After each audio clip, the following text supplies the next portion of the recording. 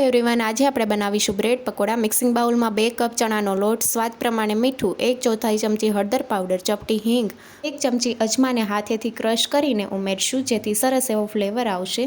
1 cup પાણી લીધું છે, થોડું પાણી ઉમેરીને બેટર મિક્સ કરી લઈશું। તો એકસાથે પાણી નથી ઉમેરવાનું, ચણાનો લોટ છે એટલે ગાંઠા વળી જશે। થોડું પાણી ઉમેરીને બેટર તૈયાર કરી લઈશું।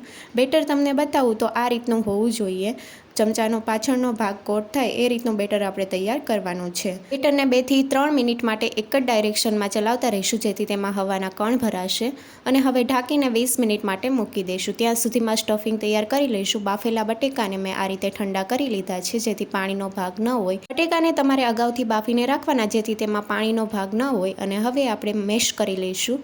અને હવે વઘાર કરવા માટે પેનમાં મેં 2 ચમચી તેલ ઉમેર્યું છે, સાથે 1 ચમચી આખું જીરું, 1 ચમચી લીલા ધાણાને વાટીને ઉમેરીએ છીએ, બહુ સરસ એવો ફ્લેવર આવે છે। 1 લીલા મરચાંને ઝીણા કાપીને ઉમેરશું, 1 ચમચી આદુની પેસ્ટ, સાથે ચપટી હિંગ ઉમેરીને વઘારને સાતળી લઈશું। મસાલામાં અડધી ચમચી હળદર પાવડર, 1 ચમચી કાશ્મીરી લાલ મરચું પાવડર, 1 ચમચી ધાણા જીરું પાવડર, સાથે અડધી ચમચી ગરમ મસાલા પાવડર ઉમેર્યું છે અને 1 ચમચી જેટલું પાણી ઉમેરવાનું, બહુ વધારે પાણી નથી ઉમેરવાનું, અને મિક્સ કરી લઈશું જેથી મસાલા દાજી ન જાય। હવે બટેકાને મેશ કરીને રાખ્યા છે તે બટેકા ઉમેરશું અને મિક્સ કરી લઈશું। મસાલામાં બટેકા સરસ રીતે મિક્સ થઈ ગયા છે અને હવે છેલ્લે આપણે સ્વાદ પ્રમાણે મીઠું ઉમેરવાનું છે। મીઠું બટેકા બાફતી વખતે પણ ઉમેર્યું છે એટલે પ્રમાણસર ઉમેરીશું। સાથે અડધા લીંબુનો રસ અને કોથમીરના પાન ઉમેરીને મિક્સ કરી લઈશું। તો એકદમ ચટપટું સ્ટફિંગ તૈયાર થઈ ગયું છે। હવે મિક્સિંગ બાઉલમાં કાઢી લઈશું।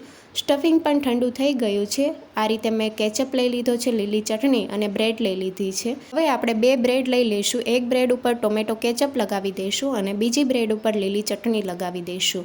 એક બ્રેડ ઉપર આપણે બટેકાનું સ્ટફિંગ ઉમેરી દઈશું અને બ્રેડથી આ રીતે કવર કરીને નાઇફની મદદથી કટ લગાવી દઈશું। બ્રેડ તૈયાર છે। હવે બેટરમાં આપણે 1/4 ચમચી ખાવાના સોડા ઉમેરીશું અને 1 ચમચી ગરમ તેલ ઉમેરીશું જેથી આપણા બ્રેડ પકોડા એકદમ ક્રિસ્પી અને ફૂલેલા બનશે।